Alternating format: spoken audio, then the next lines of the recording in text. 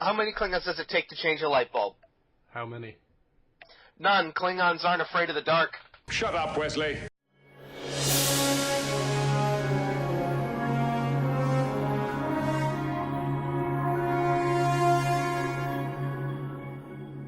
Welcome to the Final Frontier, or TFF for short. I'm Adam Mullen. And I'm Bill Allen. And today we'll be talking with Jeff Lincoln about his audio drama, Star Trek Lost Universe.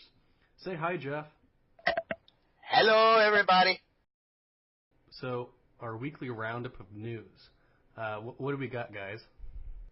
Well, the only thing I can think of is Discovery getting picked up for a second season. Yeah. How do you feel about that, Jeff? Well, pretty excited, seeing as Discovery's only, halfway through its run and it's already getting a second season.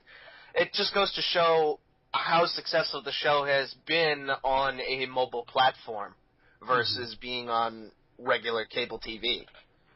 Oh, yeah. The other thing is, what was it, last week's episode, a lot of users had problems with the streaming service because apparently there were more people trying to watch the episode than they had anticipated, and it caused some bandwidth issues for CBS.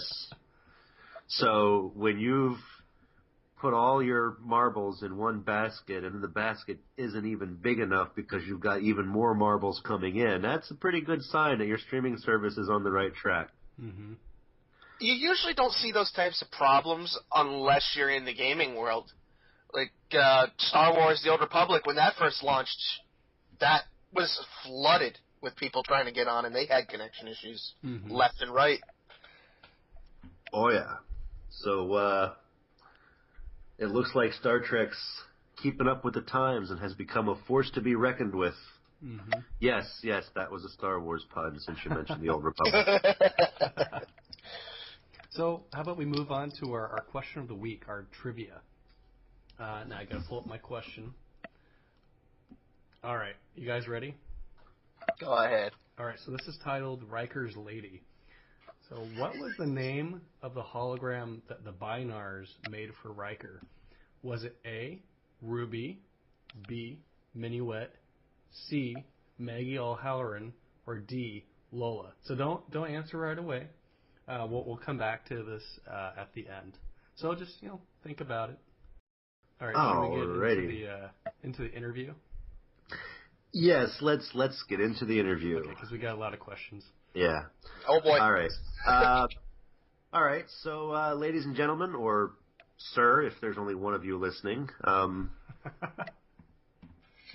joining us today we have Jeff Lincoln, who's done a couple of audio dramas available on the internet. The big one, of course, that we would be talking about would be Star Trek Lost Universe. Say hello to the audience, Jeff. How's it going, everybody? So, I have some preliminary questions for you, Jeff. Shoot. So, my first one is, when did you first get into Star Trek? When did I first get into Star Trek? Well, I like to say I came out of the womb liking Star Trek, like my father before me.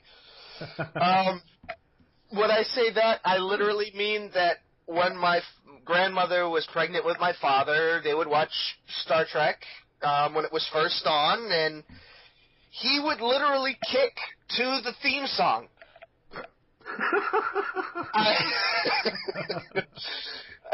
It sounds unbelievable, but I promise you it's 100% true. I can remember as far back being 5 years old, watching Star Trek The Wrath of Khan and Star Trek The Search for Spock with my father. And I've just been a Star Trek fan ever since. Very nice. So, second question, what is your favorite episode? Now, see, when you say that, I have to give a twofold answer because I have two favorite episodes. Okay. The first being the two-parter from Star Trek Voyager, Year of Hell. Uh-huh. Excellent choice. That was the first two-parter that I absolutely fell in love with. And my second favorite number one favorite, because they're tied for first place, is Trials and Tribulations. That's a good one. Yeah. That's a fan favorite. I mean, you really can't blame people for that. It's funny, it's adventurous, and we get to see, the first attempt at green screen merging of the old with the new, and they did it right. It could have gone so many wrong directions, but they pulled it off. Yeah, that's one of my favorites. Jeff, tell us about Lost Universe. Brief synopsis and all that.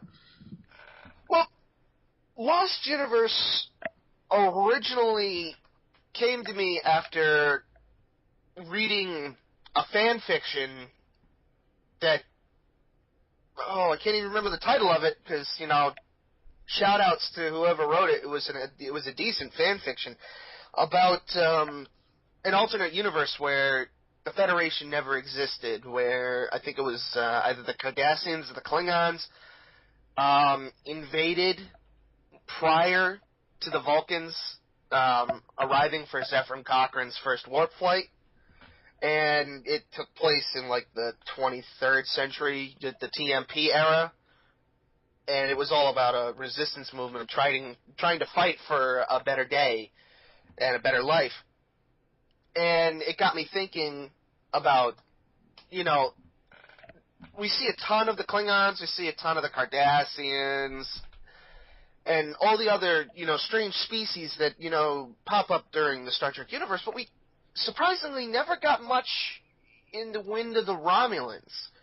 I mean, we got word in the original series that there was a war with them with primitive nuclear weapons, and then the little bits in Enterprise with the early holographic cloaking device type deal, and the telepathy thing with the Andorians. And then in TNG, they were kind of, at least to me, they were the equivalent of the Soviets, spies, sneaky. And then all of a sudden that role shifted to the Cardassians with the Obsidian Order. So I was thinking, of a world where instead of, the Klingons of the Romulans the Klingons of the Cardassians taking over, it was the Romulans. And the Romulans, we all know, were heavily based off of the Roman Empire to begin with. I mean, you had the gods Romulus and Remus in Roman mythology, and then we got Romulus and Remus as the home worlds of the Romulan Empire. And I restructured Lost Universe's Romulans to be more like them in the sense that they were the ultimate evil, if we, look at their ethics kind of deal, where they took slaves to create an empire, they were ruthless, and they were trying to expand. And that universe followed canon up to the point where the Romulan War started, and it got reversed, where the Federation originally won, this time the Romulans won. And from there, I tried to think of a setting. Where would it make sense the most? And TNG era made the sense. So I started Lost Universe in the Prime Universe, and then this anomaly catches up to them and sucks them into this alternate universe. And their whole goal is to rebuild the Federation by removing the Romulan influence from those planets that want to be part of it. Very cool. Now, I listened to episodes 0, 1, 2, and 3. Are those all the episodes you have so far? So far, yes. It was originally intended to be a 4-part miniseries, not including episode 0. Episode 0 was just kind of like the trial run, just to see if I could, make the music and the sound effects and the voices fit. And it did. And I was excited and, ready to go with, a 4-part series. Because at the time, when I started it, the guidelines hadn't come out. And then the guidelines came out, and there was nothing mentioning audio. So I took it as a sign to stop production. So I did, and I left it with a cliffhanger for episode 3. And once I figured out that, this doesn't apply to audio, I got about halfway through with editing episode 4, and then a little bit of a personal tragedy struck in which my muse, my ex-fiance, decided to end our relationship. And at that point, I lost all drive to actually finish Lost Universe. Well, you can always make her one of the evil Romulans that needs to be personally beaten on by the captain of the Federation starship. It's cathartic. It's a catharsis thing. Everybody needs to do something weird to deal with their ex, you know. This is true. I'm not saying anything bad about her or anything. I'm just saying, you know, that she was my muse at the time, and when she left, she took the inspiration with her. I would never try to say anything bad other than that about my ex-fiance. Well, that's very decent of you, and good for you, and my condolences or congratulations, I guess, if I wanted to make a ball and chain joke. Hey, you dodged a bullet. Good for you. And pretend I didn't make that joke. I hear my wife nearby. Shh. So, if we hear screaming within the next 5 minutes, we know where it came from? Yes. Thank you, honey. I love you.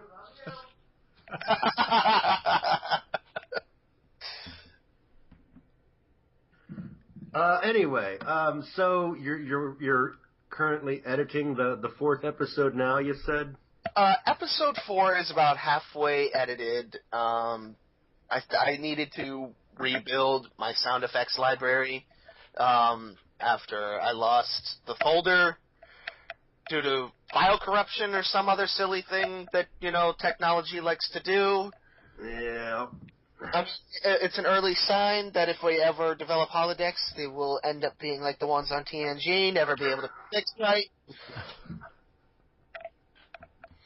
But once I rebuild the sound effects library, I'd like to at least finish up episode 4. But that also means I need to get back to voice acting, because I voice one of the characters in the show.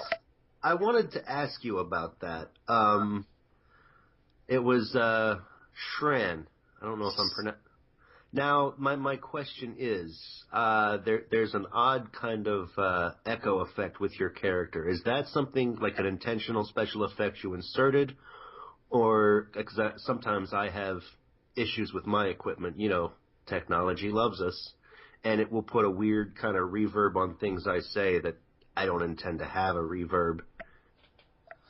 Was it an accident that you just used and went with, or is it on purpose? A little bit of both. When I first started recording for the character, the headset that I was using was a wireless gaming headset. Not one of the ones that actually, you know, have the 3.5 millimeter jack that you plug into your computer, so it has the 2-prong speaker headphone. And when I was recording on that, Audacity, the program that I used to record on, added a weird reverb effect to it. And I tried to edit it out in post, and it just did not work. And then I sat there and I was listening to the lines after I added the music and the sound effects, because I was set and ready to go out and buy a new headset at that point. And I was like, you know, it kind of works. And I went out and bought the new headset, and I re-recorded the lines, and with the clearer clarity, I just could not stand the sound of my own voice. It's one of those things, like, you know, if you're an artist, you can't stand to look at your own work because you're kind of going to constantly go back and try to fix it and perfect it. That was the way I was feeling about the clearer quality of my voice. I was like, nails on a chalkboard. So I went back and I added the reverb intentionally and added a bit more of a metallic tone to it. And I came up with the idea that the character Shran was injured when he was a kid, and he lost the ability to speak. So he now has a technological vocoder in his throat. So it would kind of like sound more like robotic than you would a normal voice. Kind of like those that smoke too much, they have that device that allows them to speak still, but it's not their natural voice. Right, okay, yeah. Yeah, Adam and I went through that last week, actually, when we were testing out software to record these podcasts with. Remember that, Adam? Oh, yeah, that was fun. I spent half my day going, what is wrong with this? Give it the Han Solo treatment. Smack it around a little bit. Maybe it'll work. Yeah. Yeah, my computer's held together with duct tape and a lot of prayer, so I don't know if smacking it's going to work. Give it a gentle love tap. How long did it take you to produce one episode? From the writing of it to the finishing, the production on it. It was oddly different every single time because sometimes as a writer you get bursts of energy and inspiration, so you just want to sit there and type it out as fast as you can. Yeah. Episode 0 took me about all of 5 minutes to write. Yeah, I had an issue with episode 0. I mean, man, as a prequel teaser, it's like you just spoiled the big season finale, man. They're captured. That's not how I planned on ending the series off, because once the miniseries ended, I wanted to actually do a full-blown 6-season series with 20 episodes apiece. Wow. And that was the midpoint. Now, when you record this, are you in a studio and your actors are right there with you, or is it kind of like this interview where everybody's in their own space and you do it all over the internet? I'm too poor for a studio. Well, I mean, it's a basement, but we call it different things. We're all geeks. We hang out in the basement, except for me, because I can't afford one. My bedroom. But you call it a man cave. You call it a command center. You don't call it a basement. Yes. So all of the cast were based in different parts of the world. I even think we had someone from Australia. Yeah, so I had a cast member that was from Australia as well. So when you go into a full 6-season swing, how hard is it going to be to get the band back together? I haven't even thought about that. It's kind of daunting because, as I said earlier, the muse kind of walked away, and trying to find that inspirational spark once again. But with Discovery, I'm finding you can do pretty much anything. I plan on going back and finishing it up because there is a calling for it, and I know this because there's one guy on our Facebook page that whenever we post an update for any of the productions that are involved with the group that hosts Star Trek Lost Universe, he's always posting on there, when's the next episode? When's the next episode? When's the next episode? Like clockwork. So it's nice to see that there is a drive to see Lost Universe continued, and it kind of it gives me a little bit of a boost, and I get to sit there and think, hey, maybe my writing doesn't absolutely stink. This is the first Star Trek audio drama I've listened to, and I gotta say, I enjoyed it. Oh, Lost Universe was your first? It was my first audio, yeah. Oh no! Now I'm all red in the face. Oh no! No. Okay. It's my first Star Trek audio drama, and now I'm gonna have to join that guy constantly bugging you. When's the next episode? When's the next episode? Well, just to give a small shout out, that was a secondary inspiration for Star Trek Lost Universe. Star Trek Outpost from Giant Gnome Productions by Tony Raymond and Daniel McIntosh. They're 76 episodes long, about 45 to an hour apiece. Beautiful arrangement of music and sound effects, and their storylines that they do, amazing. You definitely need to check them out. I give them 50% of the inspiration for Lost Universe. Do you have any other Star Trek fan productions in the works, or just projects that are Star Trek related? Well, yeah, as well as doing audio editing and voice acting, I went to college for 3D modeling and animation. And if anybody's been on YouTube in the last, I think, 2-ish years, they may have run into the StarCon video that they put together for their introduction for their convention, and it was just a huge compilation of ships from different sci-fi universes coming in and fighting over this space anomaly thing that I think had time properties. And I was like, you know what, that's kind of cool. So I wanted to do my own little Star Trek / insert title space battle thing. So that's another Star Trek project that I've been working on, but that's more or less, free time when I'm not working kind of deal. I have here the TrekSphere website, and I see that you guest authored a thing about Star Trek Voyager Elite Force. And so my understanding is that you're recreating the game. Well, recreating the levels from the game. Okay. I don't have the technical know-how to actually program the different things that happen in the game, nor do I have the artistic ability to make the human form.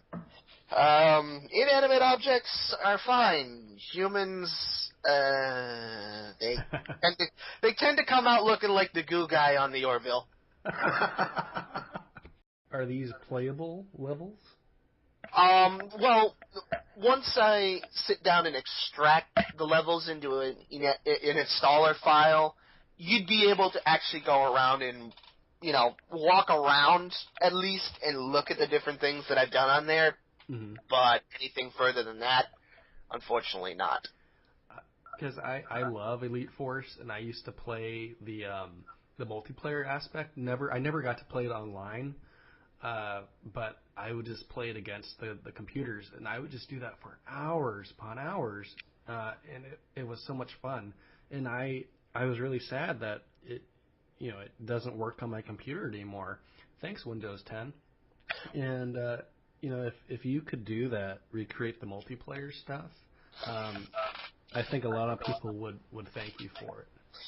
Well, ironically enough, there's copies out there that do work for Windows 10. You just gotta do a little bit of digging, because there was a group of guys that I used to hang out with on Elite Force that we didn't run around doing capture the flag or team deathmatch. It was the mod RPGX, where it turned the multiplayer aspect into a role-playing game. Oh, and they got permission from Ravensoft or Activision or whoever currently owns the rights to Elite Force, I don't know which. And they have a standalone installer that installs both HoloMatch is what they call it. They didn't call it multiplayer, they didn't call it multiplay, or it was HoloMatch. Yeah. You gotta match it with Star Trek. And it comes with a standalone installer that installs HoloMatch and RPGX 2.0 at the same time. So if you wanted to do that, you could definitely get the multiplayer aspect of the old Elite Force in working on your Windows 10 computer. Okay, I'm gonna have to look that up here. I believe their website's called The Last Outpost. Okay. I know of 3 different productions now that use that: the Lost Universe, the Lost Outpost, and Lost Frontier by Eric Busby. I guess the word "lost" is constantly being used. I guess that show might have come into play somewhere. So a couple of years ago, I had this idea to create like an audio series, and I was going to call it. Oh boy, I just forgot what I was going to call it. But it was going to be like Outpost Frontier, and then I typed it in, and that's when I came across. The other audio productions, I went, oh, well, I guess I can't use this name. And then I kind of just didn't want to do it anymore. But it's still a possibility in my head. First, I have to finish A Call to Unity first. I have to even get that started. Yeah. Definitely looking forward to that coming out. It sounded like a good prospect because you guys, I believe, talked about it on the last episode. Mm-hmm. Yeah. So yeah, episode 1's being edited together right now. I'm hoping to have a teaser for like the first scene out, and then yesterday I was writing up kind of like a prologue type of episode where it'd just be really simple like stories for a couple of the characters, just for background stuff, because I was bored. So yeah, which took me 5 minutes to do. So I totally understand what you said. You know, writing your episode 0 in 5 minutes. I totally get it. Yep. When it came to episode 1, that took me about 2.5 weeks, and then 2 was about a day, just because where I worked at the time, it was near the end of our project, and I literally was at work for 8 hours, twiddling my thumbs. So I was like, this will not do. So I jumped on Google Drive and started typing while I was at work. And episode 4, I'm sorry, wow, I immediately skipped over 3. Definitely need that coffee. 3 took me about 3 days, for the writing process at least, and then episode 4 was like a day and a half. As I said, you get those bursts of bursts of energy where you just don't want to stop writing. It's like, this is awesome. I got to keep writing. Oh, here's another idea. I got to keep writing. Uh-huh. And then the editing process was about a month for each episode. Okay. All right. Just mostly because the voice actors, and actresses, because if you didn't notice, I tried to put a more female-dominated cast. Mm-hmm. The voice actresses and the voice actors, they lived in different time zones, different countries in some points. So I would give them, a decent amount of time for a window to record their stuff, because you don't want to, for a free production, you don't want to crunch down too hard on deadlines. Yeah. Because we all have stuff that goes on in our personal lives, especially when you're doing this for fun. And you sit down to record one day, and then all of a sudden you hear tires screeching and somebody's crashed into your car in your driveway. Has that happened to you? I've witnessed it happen before. Okay. Yeah, that sounded a little too specific for a random example. No, I've witnessed that happen before when I tried to sit down, and I was at a friend's house, and out of nowhere, this guy just lost control of his car. We heard screeching tires. The next thing we hear is crash, and we're like, that sounded too close to be down the road. Looked out the window, and the guy had crashed right in the back of his car. Oh, man. Yeah, but it's just an extreme example of things happen, and you obviously need to make, an exception for that. So I gave people about a month to turn in their lines, just in case something would happen. Bills go crazy. God forbid, something crazy like that would happen. So each one, I would assemble like the sound effects and the music, and as I would get lines in, I would put them in the right positions, and then eventually I'd have a whole episode, and then I'd go back and do a second round of edits where I would fit the sound effects even closer to where they're supposed to be, as well as the music. Yeah, I'm having someone else do the editing for me, but if I have to do it, yeah, that's good to know. I'll probably have to ask you for advice. Yeah, it's different for everybody with their amount of free time and how familiar they are with their own program and the sound effects library that they have. I mean, TrekCore, they've got sound effects, Yep. out the wazoo when it comes to Star Trek sound effects. So there's a dog barking. That would be mine. Did you name it Porthos? No. We named it. My dog is named. That one was Avery. None of my Avery Brooks. Right? Yeah, actually, no. It was just Avery. None of my animals are named after Star Trek characters, but by a happy coincidence, they all come close. I think this is actually something we discussed last episode, but I actually edited it out. I think I took it out because we were just kind of rambling on and on and on. So I'm glad, Bill. I'm glad that you brought that up. Thank you. Yeah, no problem. Yeah, we've got to have a save file of blooper reel stuff, all the stuff we don't use but would like to put someday, and then just release an episode that's nothing but random bits. And so, just so you could be a part of that, Jeff, give us something completely random right now. A Trek fact, a personal fact, anything that would make the blooper reel. being unemployed for 5 months and watching Voyager 3 times over is pretty sad. Oh man. I watched all of Stargate in 2 weeks one summer back in 2009. Yeah, I watched the entire series of Voyager 3 times over in a 5-month period. I don't know why, I just decided to do it. Hey, you chose well, you know. At least you were watching Star Trek. Yeah. I mean, I could have chosen to watch TNG, DS9, and Voyager, but no, I just wanted to see Voyager 3 times over. Voyager definitely has to be my favorite series. I know I'm probably going to get crucified for that later on, because we all know the popular vote when it comes to favorite Star Trek series. TNG, DS9 are the best. Voyager was, Enterprise is, go away, dig out the claws. Yeah. And then the TOS, everybody loves TOS. Yeah, everybody loves it, but I don't think everybody's seen it. That's the weird thing. See, I got into a conversation with a classmate while I was still in college. Oh, I love the original series. I'm like, the original series or the Chris Pine original series? Oh, the one with Chris Pine. I'm like, get out. Oh. That's not the original series, guy. It's still, I mean, I like it. This is going to get me. See, I'm taking the heat off of you. I liked the new stuff.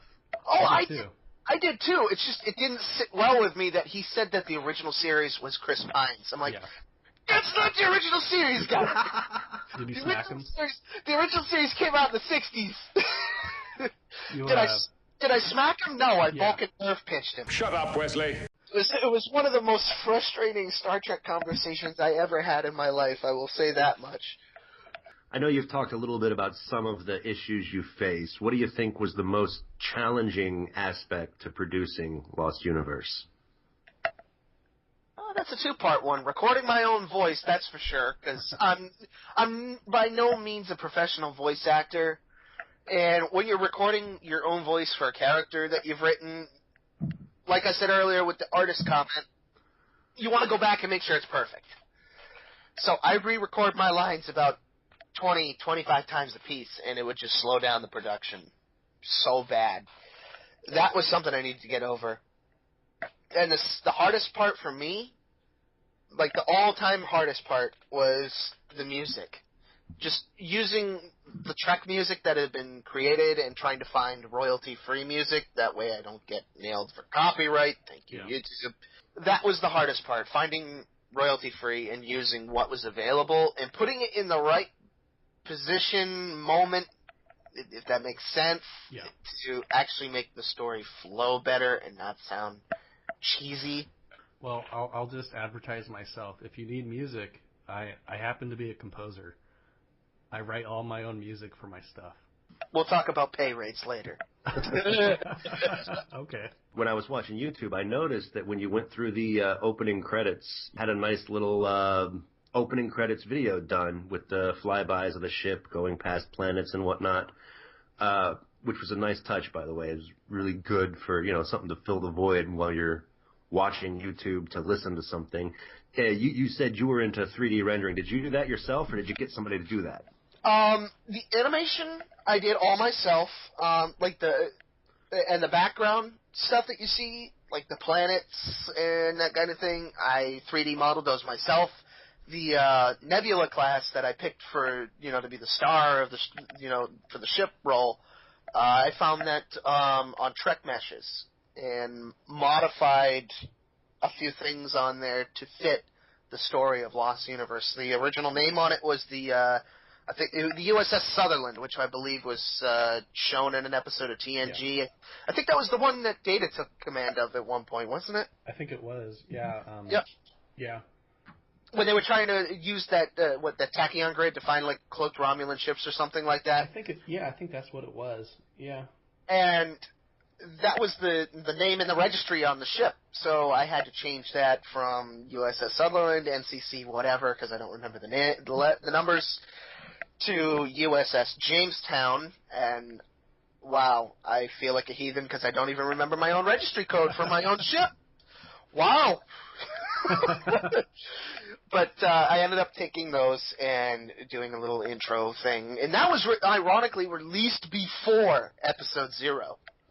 So what other fan productions have you been a part of? At this time, I've been a part of 3, not including my own. I'm going to work backwards from most recent to the oldest, because I want to save the best for last. The most recent one that I was in was Star Trek Outpost, and I played the character, don't laugh too hard, John Harrison. The whole point behind it was to spoof off of Into Darkness's John Harrison, Section 31. I don't want to give too much away about the plot line with that, but I was in one episode. It was a lot of fun, but that was my most recent role. The role I had before that was in a Star Wars production by Lion's Mouth Entertainment and Joe Harrison, and I played a stormtrooper in that one. And it was a small little role, less than 5 minutes, but it was fun. I can't say voice acting isn't fun. It's a lot of fun. Yeah. There are no small roles. There's only short stormtroopers.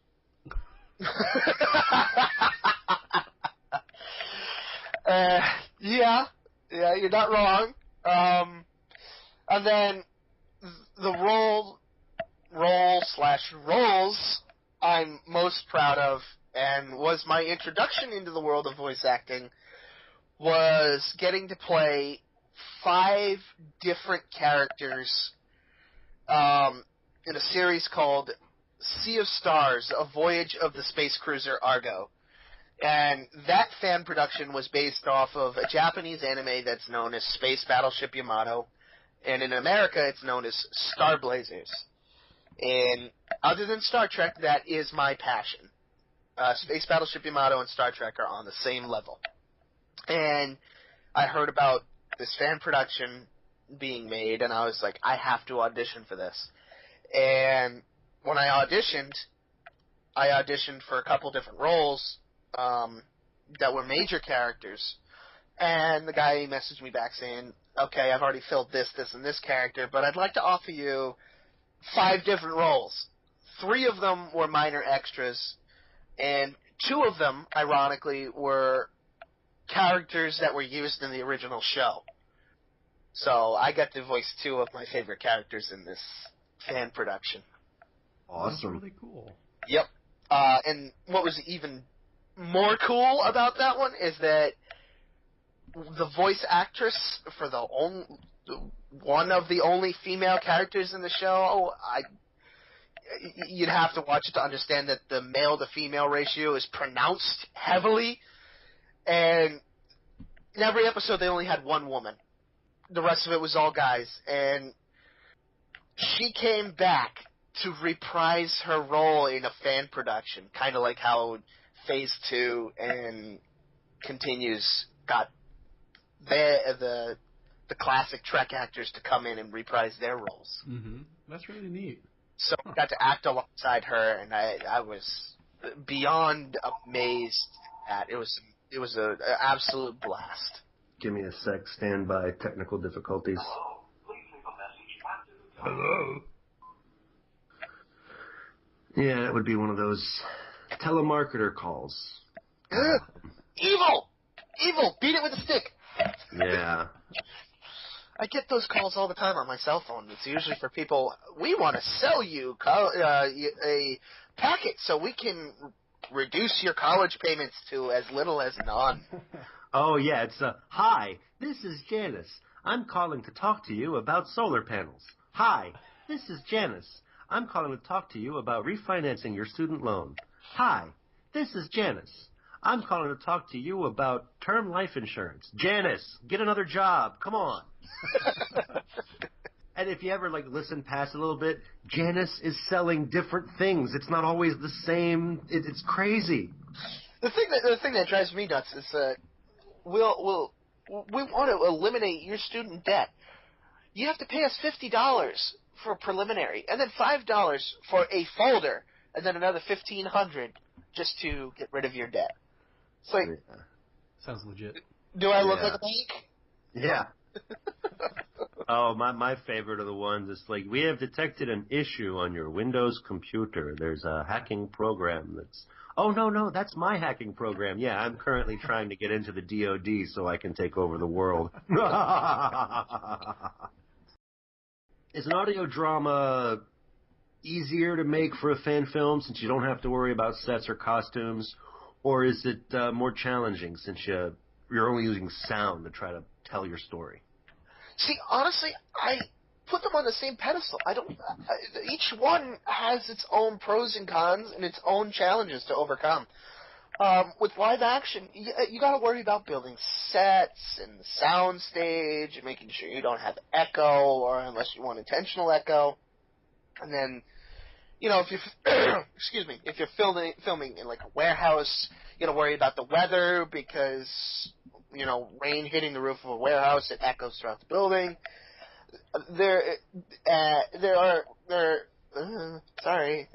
Slow down. There are challenges to overcome. Where is in audio, you've got to worry about people turning in their lines, turning them in on time, or turning them in at all. Then there's worrying about whether or not your computer will shut down because of weather, remembering to save often. It can be a challenge either way you go. I've never actually worked on a live action, but I've seen, the process that's involved. I can only speak for audio. And you heard my timetable for just the first 3, well, technically 4 episodes if you want to count Zero. It can be a challenge. And then you look at a production like Continues, and they have an episode released, once every 3 months-ish? Yeah, something like that.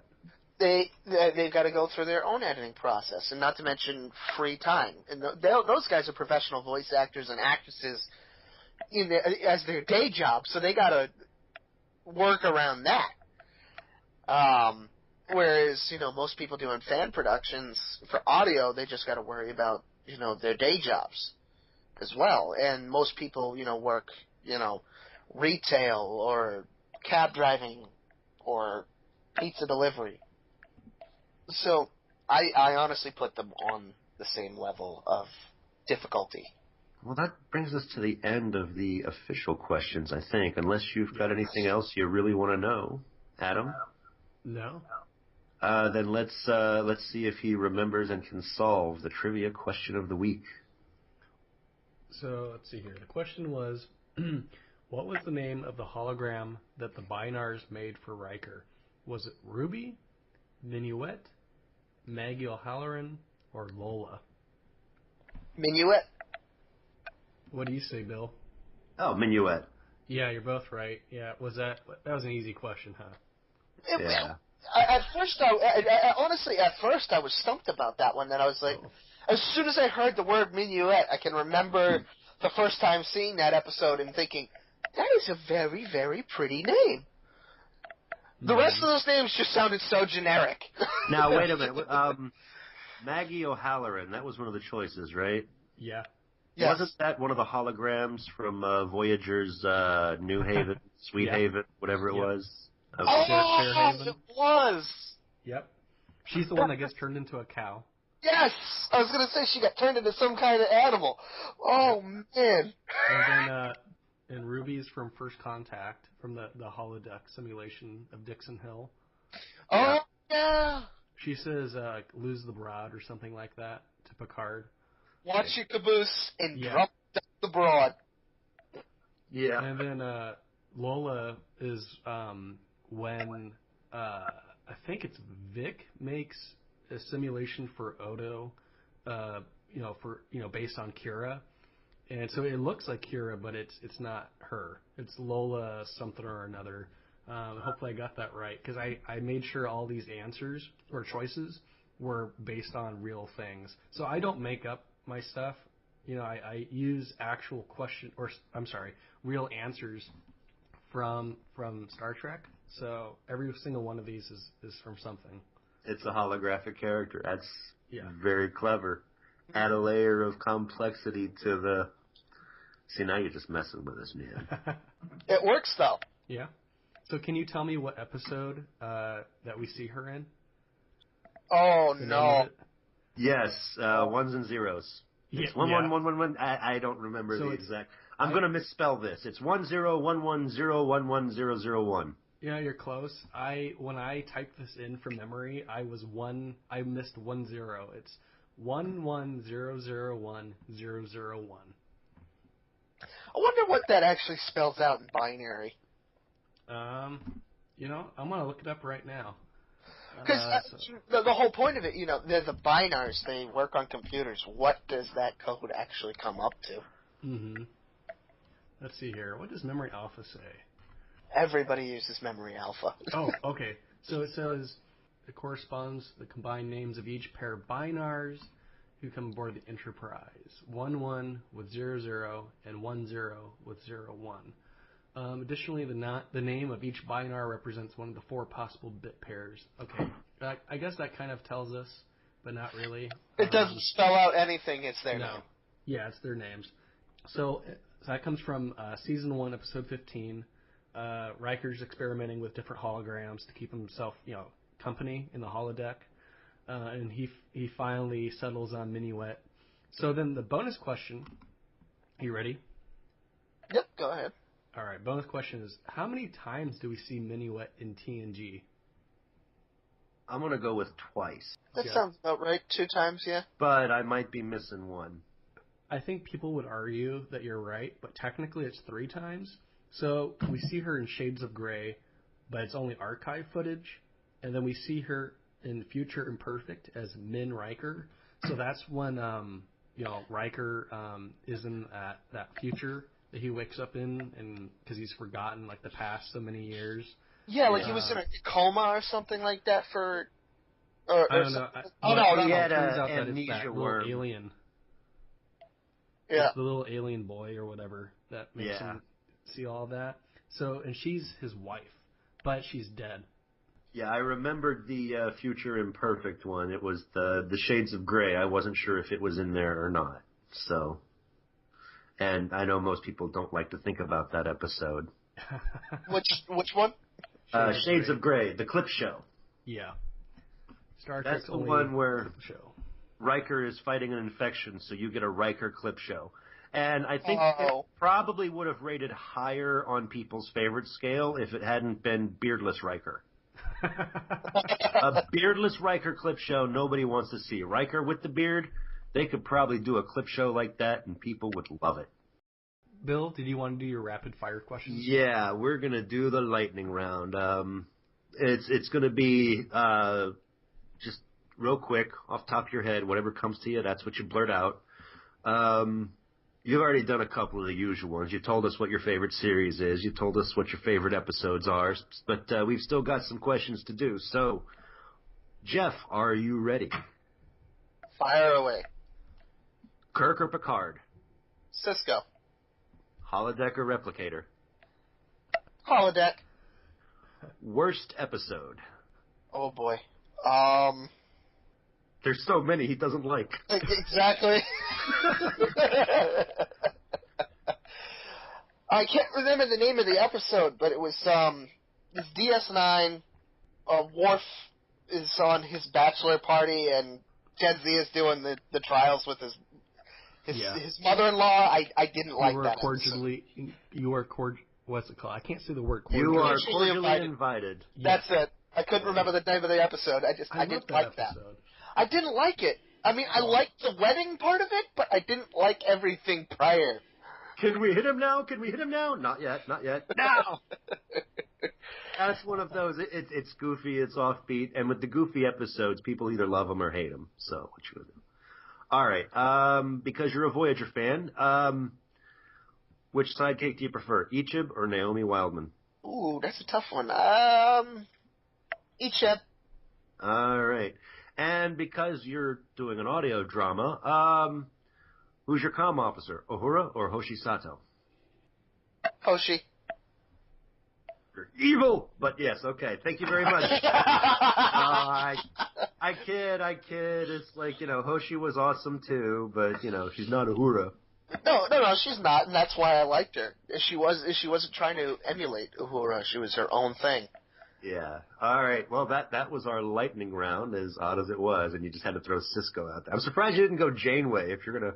But The Voyager's my favorite series, but Cisco's my favorite captain. I can live with that. Interestingly enough, most fans will do that. They have a favorite series, but usually their favorite captain is from some other series. There's one or two things about Lost Universe that I didn't touch on because I didn't want to diverge too much, but it's like some little behind the scenes, character ideas that I had. Go for it. The character that I play, Shran, is directly related to Shran in Enterprise. He's an Andorian, and he's very militaristic, although he doesn't really show it in the first 3 episodes. You got to the end of the 3rd episode, you said, correct? Yeah. You notice that his role suddenly changed from one thing to another? Yeah. You played Elite Force, so you know that... did you play the second one? Yeah, I didn't like it as much. But you saw the controversy at the beginning of the game where this is the Alpha Quadrant. We don't need a hazard team. Mm-hmm. I wanted to punch that guy in the face. I did not like that character so much. Not at all. But that was the whole idea behind having a hazard team on this ship. And it was meant to be a covert thing. Like, they're here, but they're only used in extreme emergencies. And the only other person that knew about it was the captain, who is my next topic that I need to diverge into, who was a part of the Voyager crew. She was one of the people that you would see in the backgrounds, random gold shirt A, B, or C. And she got her own command, so she was the only person that knew what the hazard team was potentially capable of. Yeah, I remember a few little hints towards that in episode 1, where she's like, well, it's no Voyager, but it's a nice ship. I like it. Yes. And with that character being mentioned, Captain Kennedy, I wanted to have a connection to the real life, people.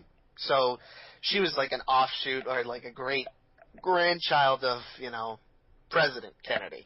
And that was just a little bio thing that I had written up, but never got to mention. And, of course, what's her first thing to do? We choose to go to the moon. Not because it is easy, but because there's a Romulan defense platform on the moon that we must destroy. Well, originally, her original mission was to use a slipstream drive to go to the Delta Quadrant to set up permanent colonization there. But something happens and Lost Universe is born. And the slipstream drive itself, I know it was mentioned in track different times, but in my head as I was picturing it, the way the slipstream drive works is the way it did on Andromeda. For the Andromeda Ascendant Supercruiser or whatever it was. Yep, the way the Nebula class that I had designed was these tiny little prongs would come out with little miniature nacelles on them would suck the ship into slipstream space. And, you can only do so much with audio versus visual. So it was something that I never actually got to describe, but was a little note from behind the scenes, like this is like Andromeda. One last thing I wanted to point out, I actually got a lot of questions from people why I did what I did with the crew. It's it's like 3/4 Starfleet, quarter Romulan. Because if you were paying attention, Commander Scott, yes, there is a relation, made mention that the slipstream drive is powered by a quantum singularity core. And who in Trek has the most experience with quantum singularities. The Romulans. That would be the Romulans. So you can somewhat guesstimate where that series started in the Prime Universe after Shinzon. Because I believe in the books, and at the very end of Nemesis, Riker makes an off-shot comment about heading up a new task force to make peace with the Romulans. So the series starts a couple of years after that, where there is a peace treaty, and they're working together. Thank you for listening, folks. Like and follow us on Facebook. Find us on iTunes. Find us on YouTube. Special thanks to our guest host for joining us today, Jeff Lincoln. You can find his Lost Universe on YouTube. And is there another website you'd like to plug? No, just YouTube at the moment. All right. We will make sure to include with the comments in this video or in this audio clip, we will include links to Jeff's projects, including Star Trek Lost Universe and some of his other non-Trek related projects, the Battleship Yamato. And thank you. And good night. Yeah, we need a catchphrase. Thank you, and insert catchphrase here. Live long and prosper. No. We got to do it. I don't know. Do we want to do Live Long and Prosper? Do we want to do our own thing? We haven't decided yet. Last week it was May the Force Be With You. I think we're just going to steal from different shows. Yeah, okay. So, what's this week's show? All right. Thanks for listening, and Avengers Assemble.